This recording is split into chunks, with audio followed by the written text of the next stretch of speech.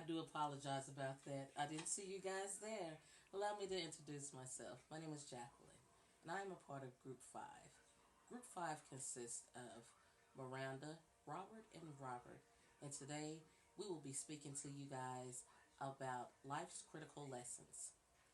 Life's critical lessons consist of quite a few things, but today we'll just touch base on a couple of them. So, with that being said, allow me to introduce this book. This book is about a young man by the name of Dr. Benjamin Carson. It's a great read. Don't want to give away the story, but it's definitely full of life's critical lessons.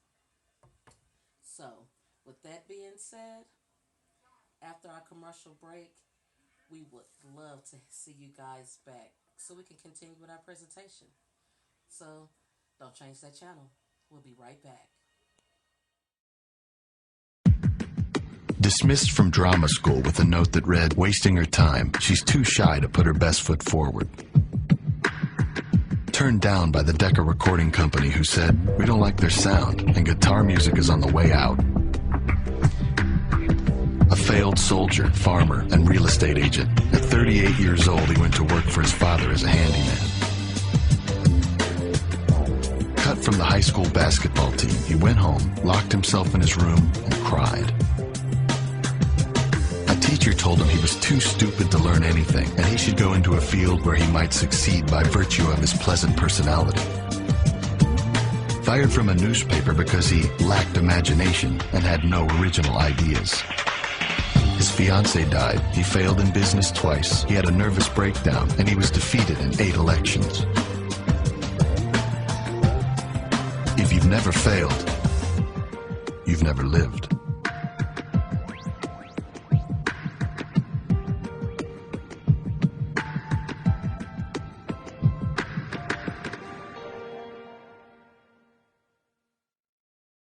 Hi, I'm Robert O'Neill.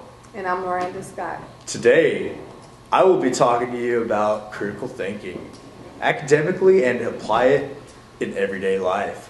Critically thinking is a term that describes mental habits that bolster logical reasoning and analysis. For example, when getting ready to depart from your home this morning, you didn't expect to walk out to a flat tire or driving along and getting held up on I-20 due to an accident. You're thinking to yourself in terms of the accident on different routes you can take to get from point A to point B. Now, without thinking, you have already applied critical thinking. You had to analyze the problem, come up with a plan, and implement it. Stop. We all get antsy when our work is criticized or even edited, because the ideas we put on a page or screen emerge from our own thinking. Writing is us. Granted, our words rarely express exactly who we are or what we've been imagining, but such distractions get lost quickly when someone points to our word and says, "That's stupid," or "What nonsense." The criticism cuts deep. It feels personal. Fortunately, the surest way to avoid embarrassing criticism is also the best way to come up with the ideas that look plausible when they find their way into print. There are lots of ways to foster critical thinking. By following general strategies, thinking such as creating a time management calendar that helps accomplish your everyday life as well as your academics. So, do you have any useful tips for anybody that would want to manage their time? Well, yeah, I would use the time management and study plan calendar on a day-to-day basis, and you can refer back to it each day to kind of stay on task with, and it will help you academically as well as in your everyday life. Well, I could certainly use that. Oh yeah.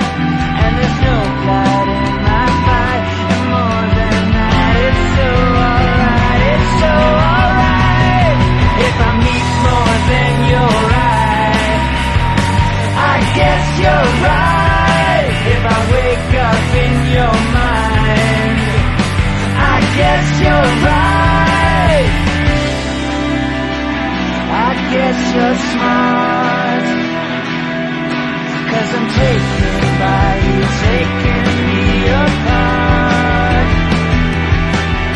I could best believe I died to live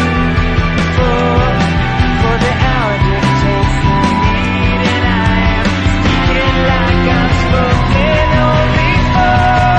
If I meet more than your eye, I guess you're right. If I wake up in your mind, I guess you're right. If I sink into your sleep and make it deep, I guess you're right. If I never let you go, I know you so and oh so right.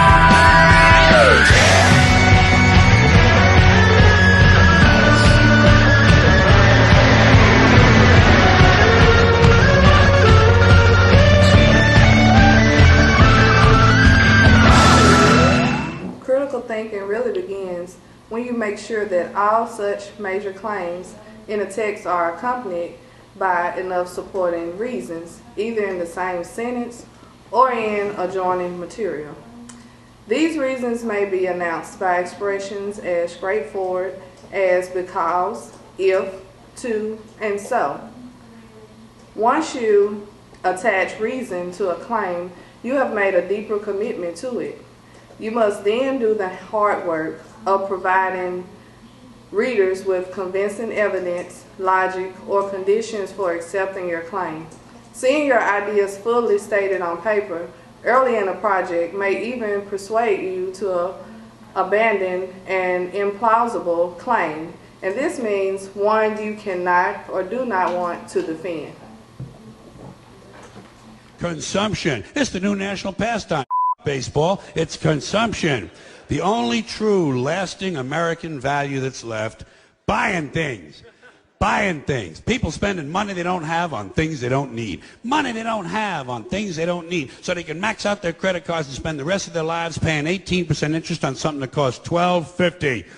And they didn't like it when they got it home anyway. Not too bright, folks. Not too bright.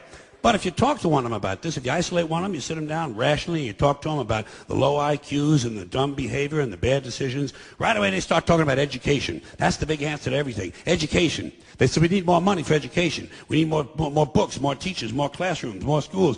We need more testing for the kids. You say to them, well, you know, we've tried all of that, and the kids still can't pass the test. They say, oh, don't you worry about that. We're going to lower the passing grades. And that's what they do in a lot of these schools now. They lower the passing grades so more kids can pass. More kids pass, the school looks good, everybody's happy, the IQ of the country slips another 2 or 3 points, and pretty soon all you'll need to get into college is a pencil. Got a pencil? Get in there, it's physics. Then everyone wonders why 17 other countries graduate more scientists than we do. Education. Politicians know that word. They use it on you. Politicians have traditionally hidden behind 3 things: the flag, the Bible, and children. No child left behind. No child left behind. Oh, really? Well, it wasn't long ago you were talking about giving kids a head start. Head start, left behind. Someone's losing ground here.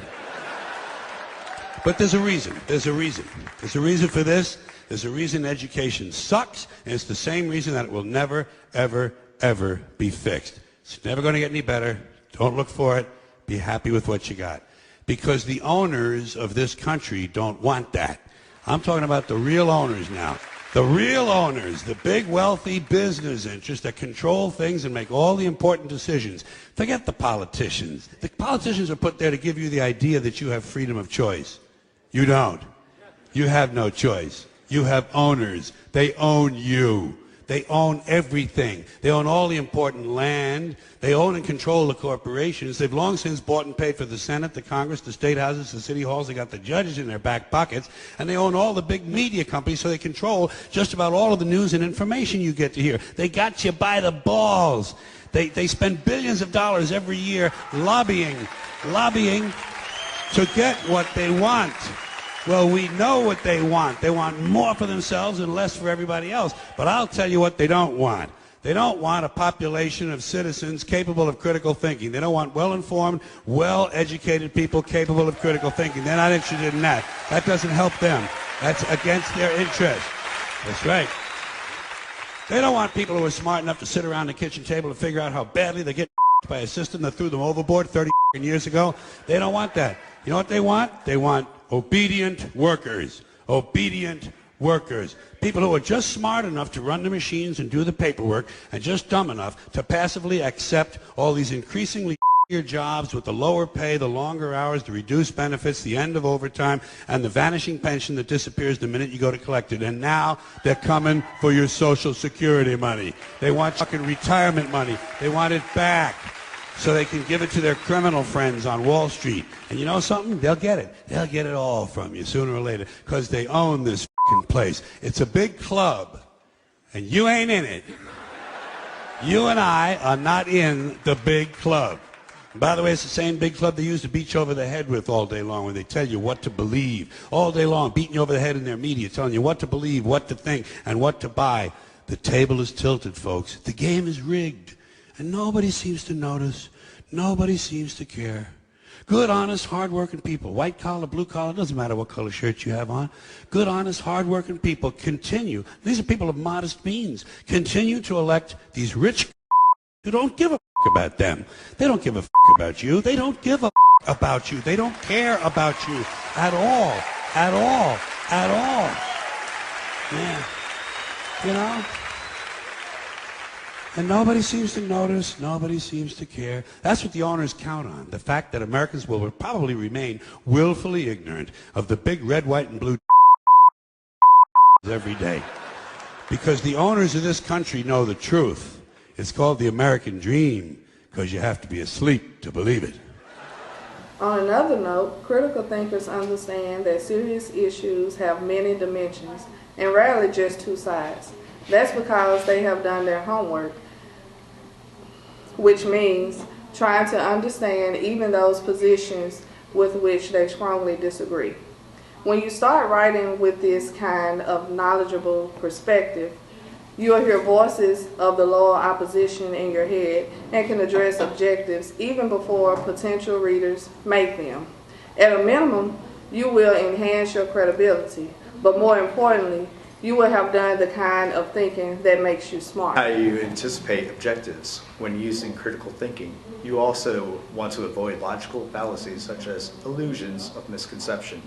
I hope you have enjoyed our session of applying critical thinking to your everyday and academic life. Have a great day.